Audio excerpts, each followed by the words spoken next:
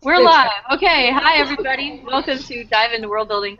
And this week we should have some fun. And this is just like, this was the topic that was waiting to happen on video chat because gestures, right?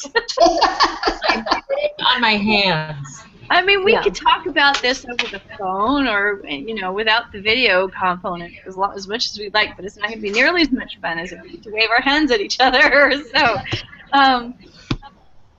I don't know. I think that I mean, mostly what I was thinking about is things like body language and gestures.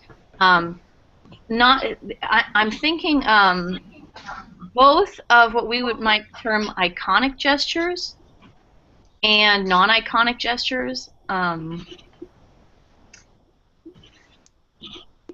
So when I mean iconic gestures, I guess you'd call this an iconic gesture. Thumbs up is an iconic gesture. Oops, somebody's trying to... What is going on? Oh my gosh. Technology. Oh, it's so much fun. Yeah, why it's still ringing? That's not... Wait. Okay, it stopped. Sorry. Technical strangeness. The cat's like, yeah, I think it's great.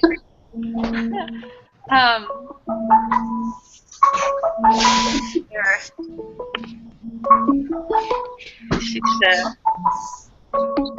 I'm going to have to take a break for a second and get her a message saying, you need to come into the existing call. Okay. Well, hopefully, I sent her an invitation, so hopefully that'll get her in the right place. She's trying to independently hang out with me, so, okay. All right. Yes, where were we? Okay, so iconic gestures, which are things like this, and actually, if you think about it, sign language is a really interesting question, so maybe we can talk about sign languages a little bit, too. And I think that I've often had people ask me about how to handle things like body language and other kinds of gestural communication in textual form. So that might be something to do as well. But let's start with cross-cultural differences between gesture habits. Anybody want to start with some that they can think of? Well, one thing that came to mind to me was also greeting. With greetings, like we shake hands. Mm-hmm. Some people bow.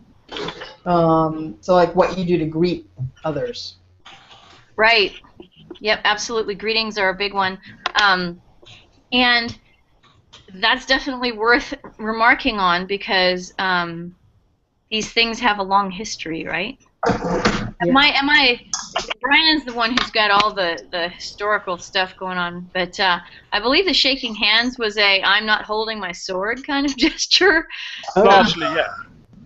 Initially. It's an open hand, it's an offering of an open hand. I am unarmed, I am not going to harm you. That's pretty much as far as we know where it came from. There are, other possibilities, I think, but that's Right. The normally accepted approach. Right, and as far as bowing goes, I am not sure about the origins of it. It's actually, it's a very widespread practice. I know that in Japan, there is sort of a rule that you have to bow to different angles for different... Depending on the status of the person right? that you're bowing to. If you're younger than the person you're bowing to, you have to make sure you bow lower than they do. Yep. Right. And actually, we did witness a really, for us as a cross-cultural observer, amusing interchange where we saw, the 50-year-old lady chatting with the 65, 70-year-old lady, and they were both bowing really low, and the younger one was kind of peeking out the corner of her eye to make sure and lower than the other lady, and we're like, "Oh, right, you would do that, right?" You know, you have to make sure that you'd have a way to kind of look and make sure that you're doing the right thing. Is that related to the same thing as that kings sit on elevated thrones, so nobody's head is higher than the king's head? It probably is. I mean, derived from that same. There is a general thing that, yes, height and status are, in a sense, linked. It's a kind of literal representation of how much you can oversee. I used to work. I once worked at a company where we had cubicles. You know, it's a big open plan office, but you had the cubicles, you had the partition walls. And I swear, one of the really weird things about that place was that every project manager was over 6 feet tall. And I honestly think that it was because they were the only ones who could look over the cubicles and survey all their minions. Wow. I was wondering, Juliet, is there also an age? There's an age component to the bowing, but is there also a status component? And if so, which one takes precedence? Age is part of your status. And so you often will, like, classmates will often refer to each other by their status. Whether they're a year ahead of them in school or a year behind them in school, and this will influence bow heights. Yeah. So yeah, definitely both. Yeah. So yeah, absolutely. And what else? I guess this is related because I think we sort of got into this because last time we were talking about personal boundaries, and one of the things that we were talking about is that you have to stand a certain distance apart from somebody if you're both planning to bow, so that you don't conk heads. Right. Right. One of the things that actually I found the other day is I was sign language is actually much easier to sort of communicate across distances than speech. If you're across the room, as long as you've got a line of sight, you can really quite easily communicate to another person, and you don't have to raise your voice or anything, right? As long as you can make the eye contact initially. My niece really, took sign language the in idea high behind school. semaphore too, right? That a visual medium is really effective for long distance communication. My niece took sign language in high school, and her brother's one of those people that acquires languages at the drop of a hat. So he'd learned a bunch from her, and they'd sit there in a crowded room where there was a whole different conversation going on, talking to each other in sign language. Yeah. Absolutely. So, yeah, and there's a whole sidebar conversation going on, but I'm not sure it's about gestures, other than perhaps obscene gestures. That's where I was going with my comment. Okay, tell us, Reggie. Tell us. Well, I was In there, this early in the conversation, we're just heading straight down. This is race to the bottom stuff. This is, isn't it? We talk about alien gestures. It was inevitable. Well, when I was thinking about obscene gestures, though, in terms of the conversation, I'm not going to make any. Sure, you say that now. Unless you ask me. But I was thinking, in terms of the cross-cultural thing, how something that's just an everyday hand gesture in one culture might be obscene, but in another might not. Yeah. The different for the FU gesture in the U.S. versus Britain. Well, in fact, I know there is a culture in which that thumbs up gesture that I've already given is actually not very nice. Yep. Yeah. So much for avoiding the obscene gestures, guys. Well, and Texas fans of the University of Texas do hook 'em horns. Yep. And in some cultures, that's That's sign the devil. Something else entirely. Yeah. Uh-huh. And then there's like this one.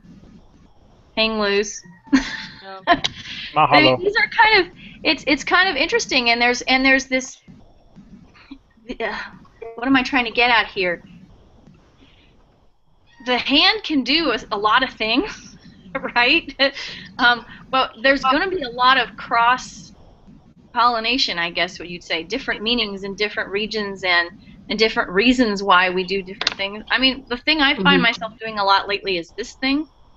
Woohoo! Like, I don't know why. Like, this is like something that I started doing lately, and now I'm looking at myself going, why did I start doing that? Who did I learn that from? I don't even know what that is. I used to have a boss who would do this and say, read between the lines. Oh, har. Yeah, no, well, Yeah, you can do this one, too, with read between the lines.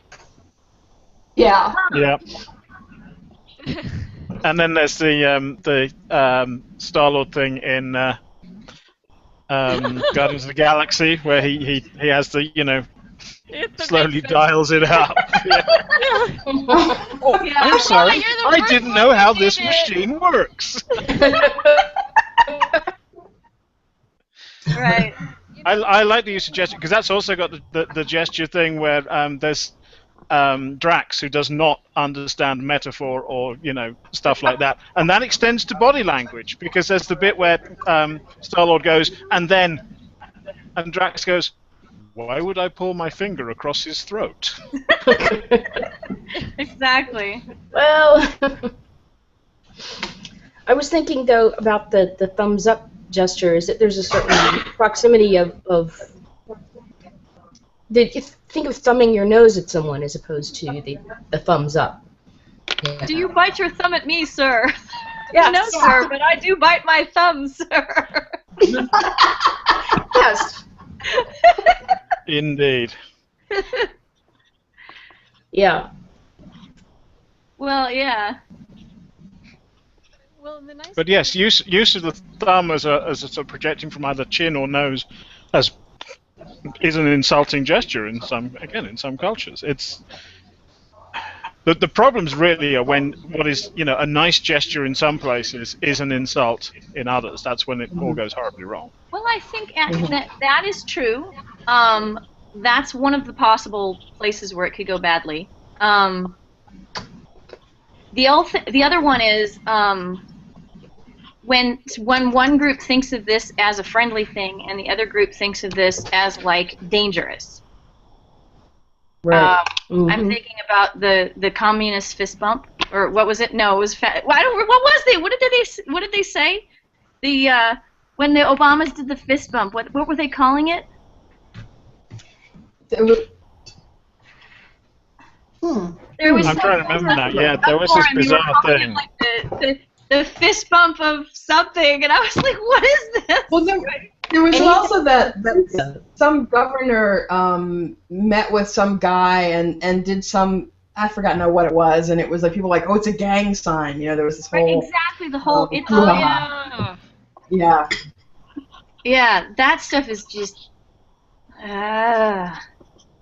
I mean, you can see why people interpret things differently, but in a way, because it's open to interpretation, people can choose to interpret in a way that is deleterious to another group of people, and things can get pretty ugly, right? Yeah. My dad used to tell a joke about a guy who got his arm cut off, and he went to a doctor, and he got his arm cut off like right here, kind of below the elbow, and went to a doctor, and the doctor says, "Oh, well, I'm going to charge this exorbitant amount of money." And he goes to the other doctor, and the doctor says, "Oh, I'll do it for a song, whatever." And so he gets it done by the doctor, who's really cheap, and then he goes back to the other doctor, and he does that gesture where you hit your fist into your crook of your elbow, say "screw you," and it goes, and there goes the arm. Oops. So yeah, it's not. I didn't see that, but on Hangout, and I knew it wasn't going to be, but my dad could really make us laugh. Let me tell you. There was a tale at my college about a farmer professor that I never met who had his index finger, half of his index finger was missing.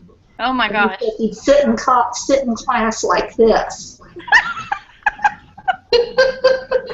Just to kind of mess with everybody's brains, right? Yes. Yeah, and Brian apparently has done the research, and it wasn't communist. I don't know where I came up with that. It was terrorist that they said. Oh, right. Terrorist fist bump. Terrorist fist jab, apparently. Oh, seriously? I didn't ever. Seriously. I didn't hear it. Terrorist fist jab. Yeah. Well, for God's sake, it came off Fox. Yes. Yeah, well, you can never trust Fox. They always make stuff up. Let's be fair to Fox. That newscaster did not get their contract renewed, so even they thought that was too far. It's yeah. We won't go there because I won't say anything nice. Plenty of gestures. That's right. That's right. So then there's the general purpose body language stuff. Maybe we could talk about that a little bit. I mean, I remember I guess you grow up with a sense of the kinds of gestures that you experience in your family and everything else. And some people talk with their hands, and some people are very, very much more reserved. I talk with my hands, especially when I feel like I can see them.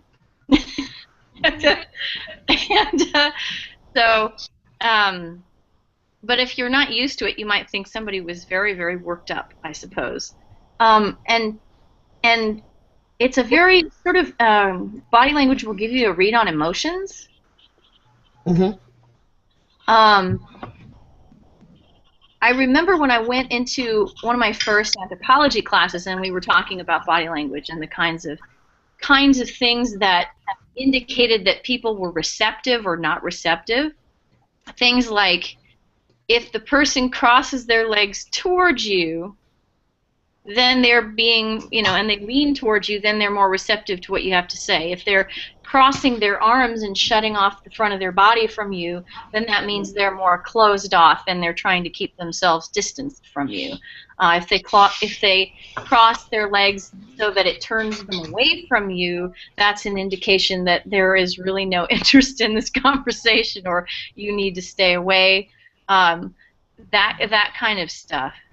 And I always found that to be quite fascinating. But again, across culturally, these things vary. Yeah, they must be culturally specific. Yeah. And I think, to be honest, it's something that, for me, causes me trouble in a lot of stories, especially when I'm dealing with aliens. There seem to be a lot of instances that I see where people will go, oh, well, and the alien nodded their head. And it's like, well, so did that mean what you thought? Or, have you guys discussed this in advance? Are you sure? The alien nodded 2 of their heads, shook another 3. Yeah. Exactly. Like subtle shades of meaning there. I'm like 40% yes, 60% no. I'm getting. Right. Actually, here's a cute little example. I'm trying to think of. I think it was. Oh shoot! It might have been Piers Anthony. I'm not sure, but there was this one book in which a guy was trying to initiate talk with a giant spider. I think it was one of the Xanth books.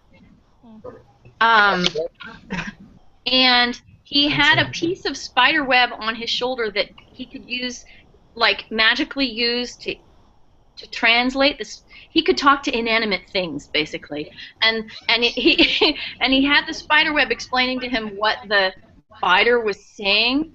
But like when he smiled, the spider thought he was baring his teeth aggressively, and then when he held up his arms like this aggressively, the spider was like, oh, he's making a welcoming gesture or whatever it was. And so thanks to the talking spider web, they managed to get through the conversation. But I thought that was actually a kind of a fun way to explore it, and really to kind of look at this and say, actually, these things would not be very obvious, and especially with an alien that has vastly different physiology. Why the heck would it mean what you think it means? Right?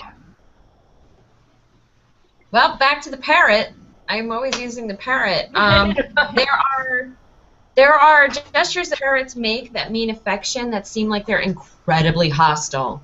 And the thing that's difficult with that particular species is that the hostile-seeming gesture that is actually affection is not that far away from the actually hostile gesture. Oh, dear. Oh, good. So you think you're going to go pet the parrot and the parrot's going to be all happy and then you might go for blood. That doesn't happen too often. Lovely. So what's this gesture? Do we know what it is? I'm trying to think. There's a couple that she does that it could go either way. One is fluffing up the feathers. Sometimes if they fluff up their feathers, it means that they're really content and happy and comfortable in your presence. But another time, if they fluff up their feathers, it's because they're trying to make themselves look bigger in the presence of something they perceive as a predator or as a threat. Yeah. So I love that I am big thing. Yeah. Cats do that.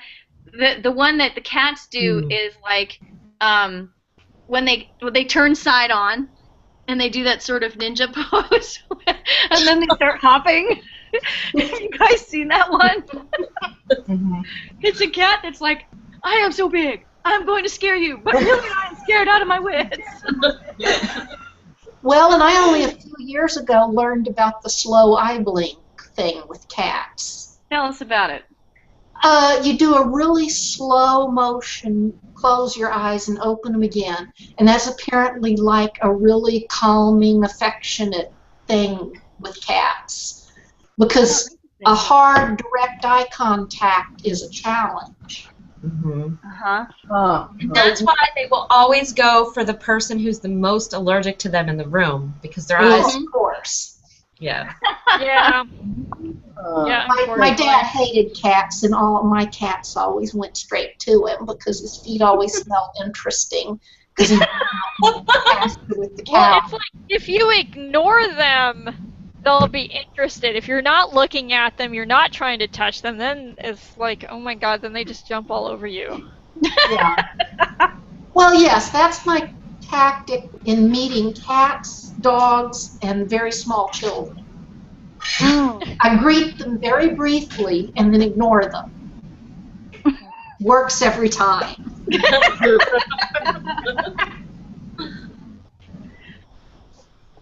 That's funny. I remember I did a lot of research because I am not a dog person. And I confess, it's just one of those things about me. So when I was working with a character who was very, very canine, I actually had to do a lot of research to make him more canine because I was like, well, I could like take a guess, but I would really, really rather not. Right? So luckily I have a friend who's really fantastic with dogs. You guys have met her, Deborah Ross. She was here on the show last week, actually. She's wonderful with dogs, and so she helped me a lot with resources of figuring out, what play gestures are and what kind of puppies do to indicate various things communicatively with their bodies. And so it was actually really, really fun because I was able to incorporate these things into the story I was writing. And it was hilarious to give puppy gestures to this alien who was 6'4". And actually there was one scene where he got high and tried to play with the human being, because he was like in a good mood, and of course he was incredibly dangerous and wanted to play, and so he was doing all the dog sort of jump around, pat the floor kind of stuff because he had no inhibitions at that point. But it didn't end well. But you know what? It was really fun. It was really fun to use that as a language, I guess, for this character.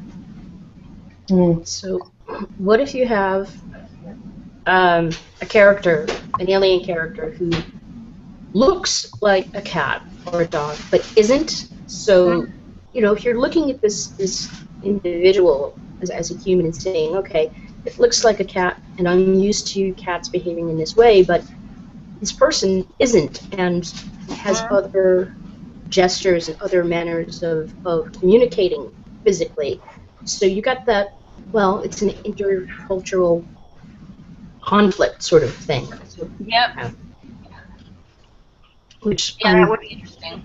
Going to have to look into, because I have a character like that who's having trouble communicating with her partner because she's doing things like gross, large-scale gestures like bumping him in the hips to make him go in a particular direction because she doesn't have any other way of saying, go over there, because it's much safer over there. So she's just trying to move him.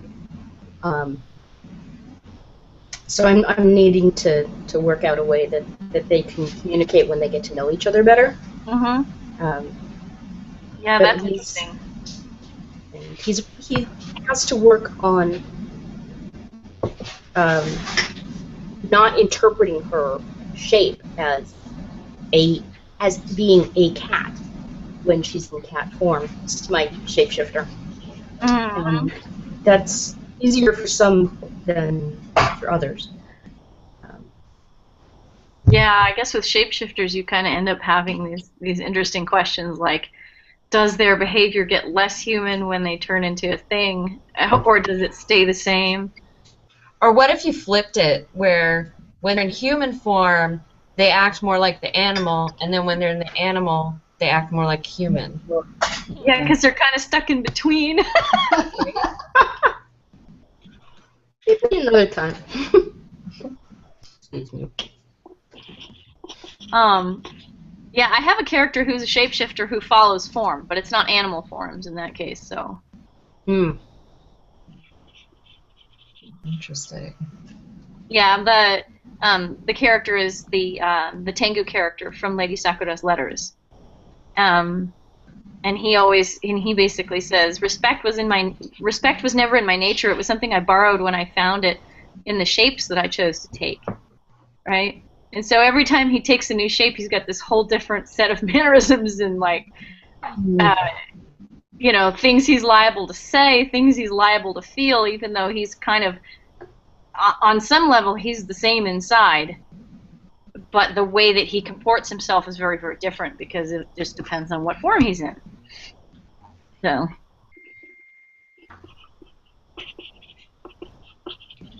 What about, we're talking about gestures. I was thinking about how groups of friends will have inside jokes, or family members will have different gestures that are completely inside that. Yeah, I was just thinking handshake about the where you kick someone under the table to tell them not to shut up. Yeah. Or give them, or if it's not in that, nudge them in the side. Or or the bartender, get this guy out of here gesture. Then there's nudge, nudge, wink, wink, right? Oh yeah. Mm-hmm. Say no more. Nudge, People nudge, wink, wink. don't even actually gesture that. People say that. Say it. I know. Isn't that funny? It's been completely. If it ever was, if people ever actually did it, no one does it anymore. They just say nudge, nudge, wink, wink. Right. Did they ever do it? That's an interesting question. I bet they did. Yes. Air quotes. Yes, it was a broad kind of physical gesture in musical. Oh my God, I love air quotes. I love air quotes. Love. Oh, air quotes. They're the greatest. Come on. Oh, yeah. Sarcastic air quotes. Ever.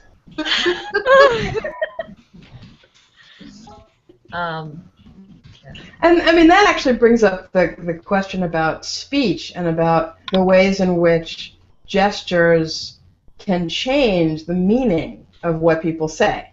Like if somebody says something without the air quotes, then it means a different thing than they do with the air quotes there, right? And so it's sort of like the way in which how you gesture, maybe also your, if you have certain, like if you're smiling in a certain certain way, maybe that means it's sarcastic, or so the gestures that change the meaning of what is said.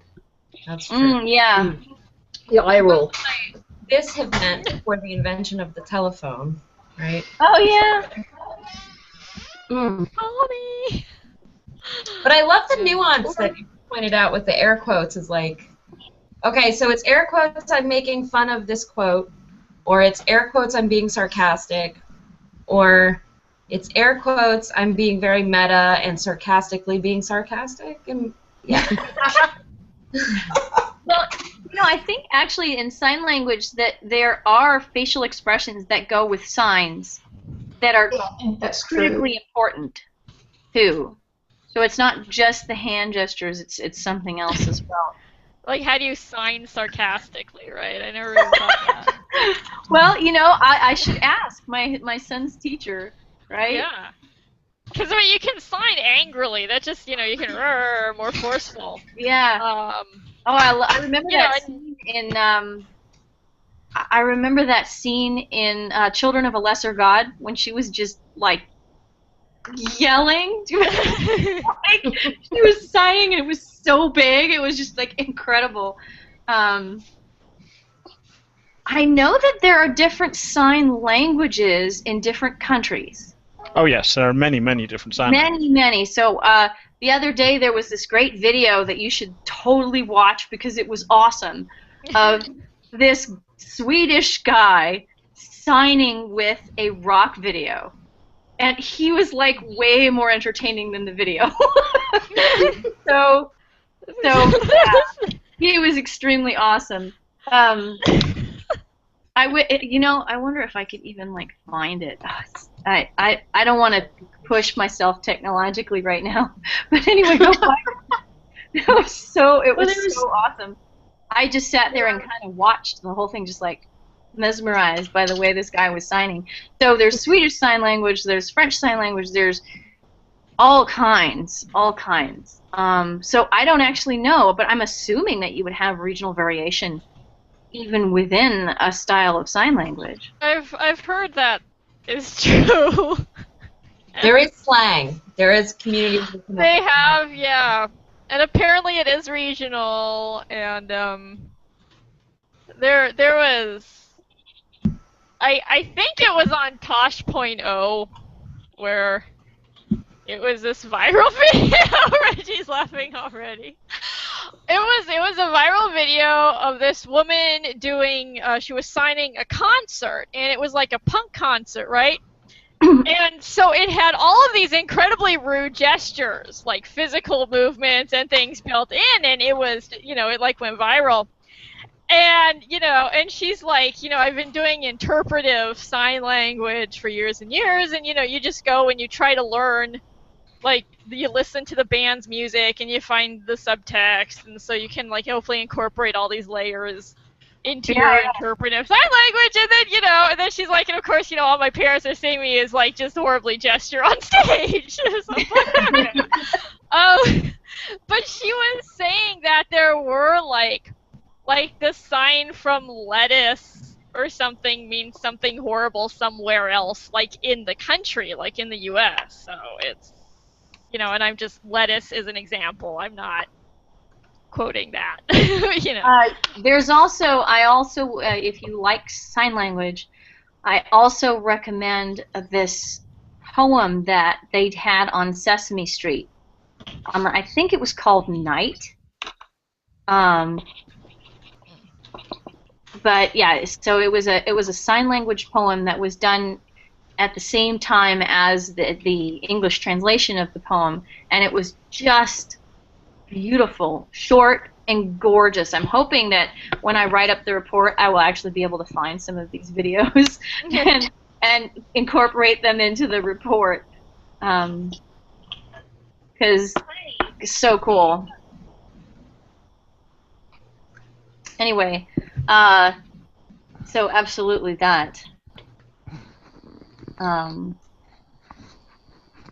Yeah. And then, of course, I mean, well, once you get into sign language, there's all kinds of stuff going on. There was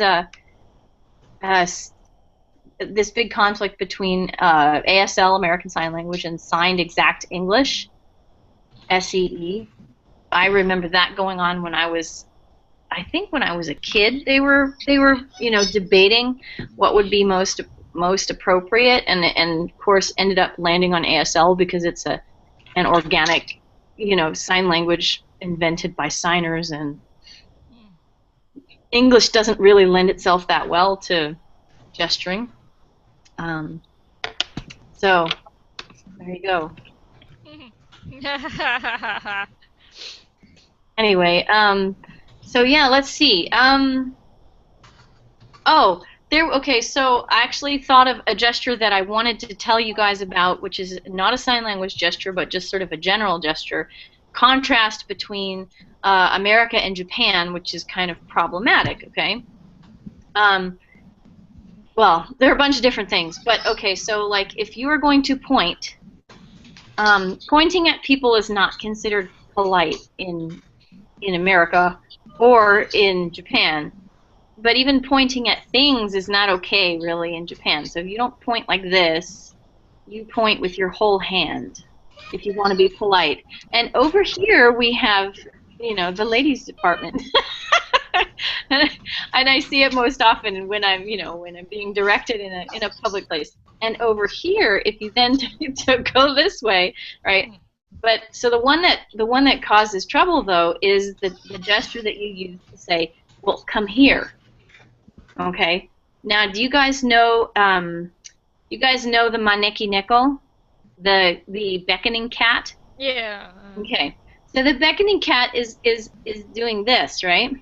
Well, this is how you beckon to somebody. This is how you say, "Come over here." Oh. In Japan.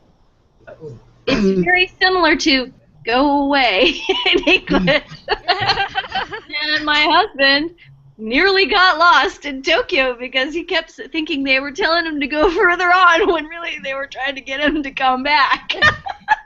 Oh my gosh. They're very, very similar. And then there's there's that one. This is like you would do that to a dog. Because that's how you're come on. In America, you're just like wave, like toward yourself, like. Yeah. But then there's this, right. Bring it. And Come here is something that you would, in Japan you would never do this to somebody. Yeah. You have to do this, otherwise it's just not polite. Is there a meaning to this gesture in Japan? It's sort of like you would do that to an animal. To get it to come nearer. It's not. Right. Cat hair So is. so if you did it to a human, you'd be implying that the human was in the same you'd state imply as an that animal, they were or what? Kinda, you were kind of treating them like they weren't quite human. That's interesting. Yeah. So, and here we are. It's cat time at the Wade household. It's always cat. Oh. The cat asleep. He's doing his snuggles. This is his favorite little position. He's awake. He's just Hello, kitty. he's just having. Hi, it's time for me to visit you now. He's just busy owning his human. There we go. And I am enjoying being owned by my cat. It works. So, the other thing I was thinking of that we didn't really get into in any depth was nodding and shaking the head. Yeah. Nodding, yes, no, Or sometimes this no. There's the South Asian yes, sort of it's sort of head twist. Yeah, I don't know how you do that exactly. like this sort of sideways head wiggle, and it's like my brother was working in India on a big project, and he was like, "I'm slowly getting the hang of that head wiggle thing." But yeah, it was really, really interesting. Do gestures crossing over within Shapeshifters, gestures crossing over from one form to another, does a head shake mean the same in both forms? And I'm going to have to go Okay, with you're gonna have to totally take this to story, Morgan. Yeah. Right, though. Yeah. Because now I want to write a shapeshifter story with gestures crossing forms.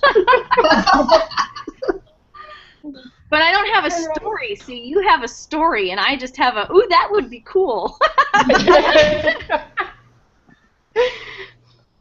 See, this whole world building thing has been fantastic for that. Yeah. Well, The other good. guy. That would be my hope.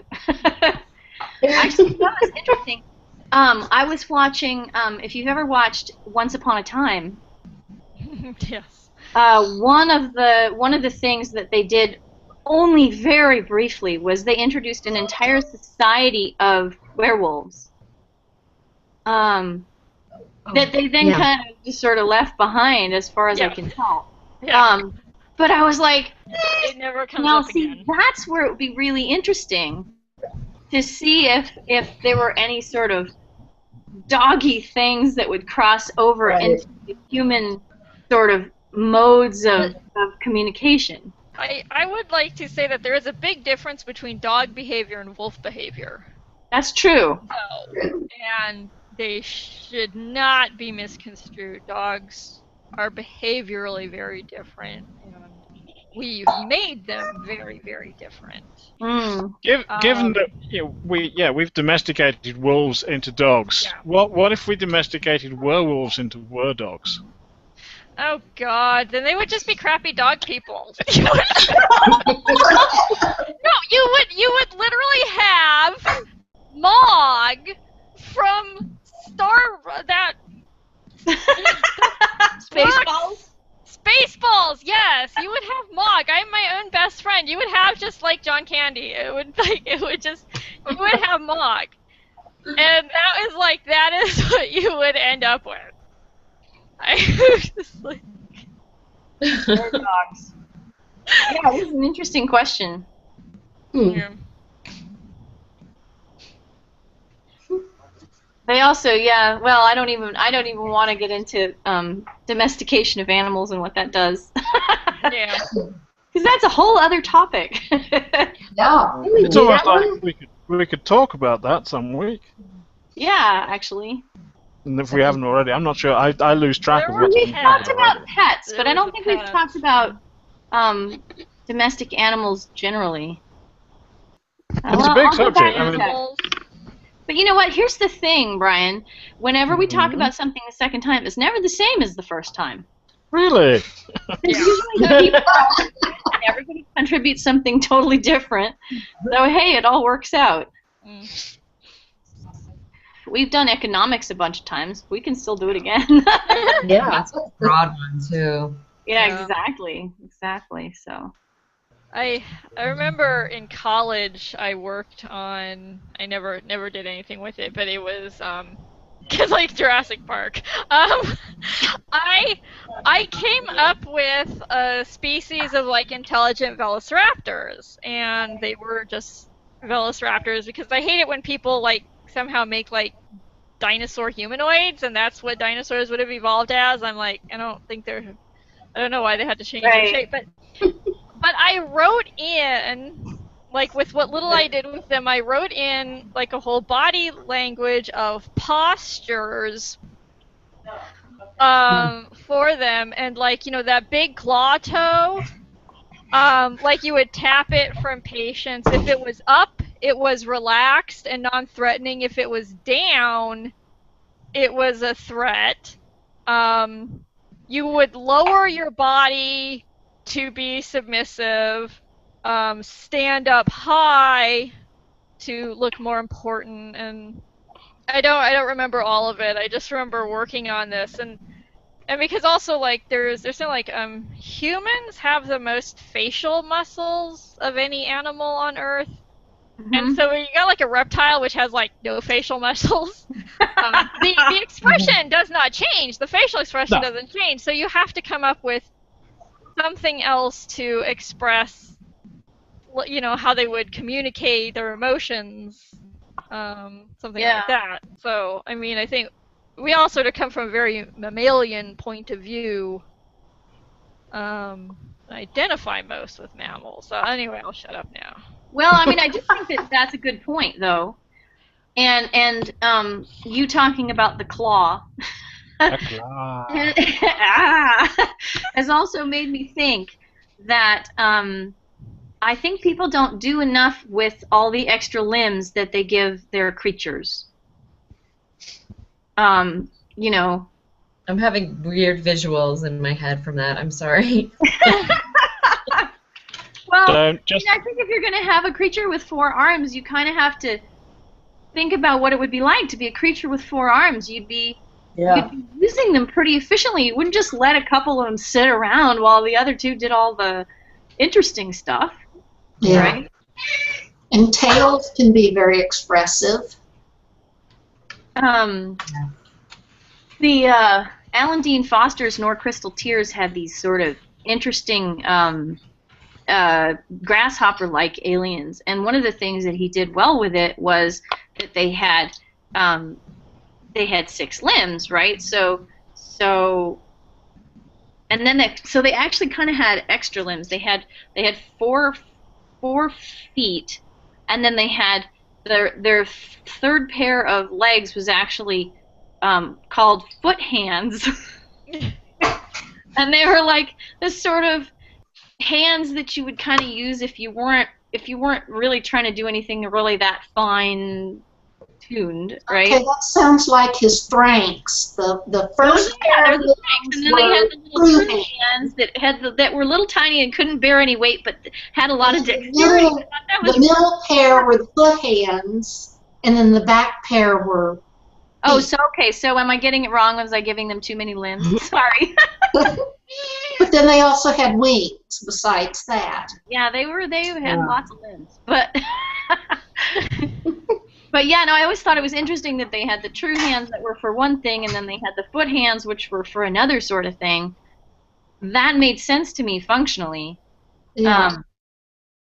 You know, so yeah, if you're gonna be, if you're gonna be working with like cephalopods and things.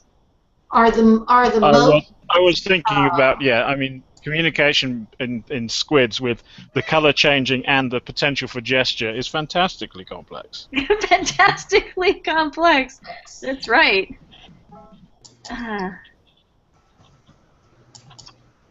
Nice to see you, Michelle. Yeah, we're going to wrap it up here, actually. We've gotten to the end of our time. Thank you all for being here. Everybody leaves before I cannot type fast enough. Yeah. That's okay. Well, it was a pleasure. I feel like, we covered a lot of things. So, thank you all for being here. Let's see. Next week. Can't remember what next week is. Let me take a quick peek and see if I have my scheduling thing here.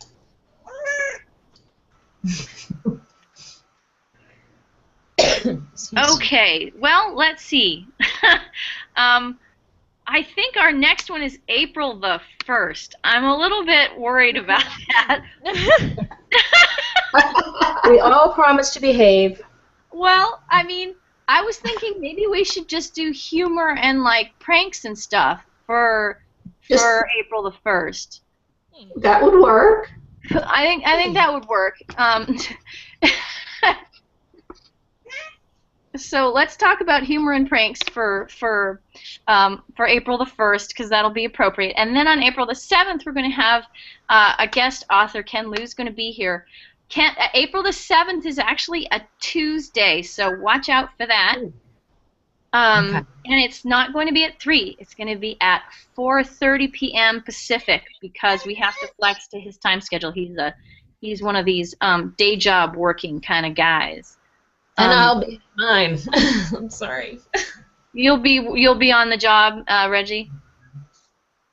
Thank you, though. Bless you. Anyway, it should be really awesome. We're going to talk about Grace of Kings, his novel, and it's going to be really amazing. So those are the next couple of weeks that are coming up. And thanks for being here, and I will stop the broadcast.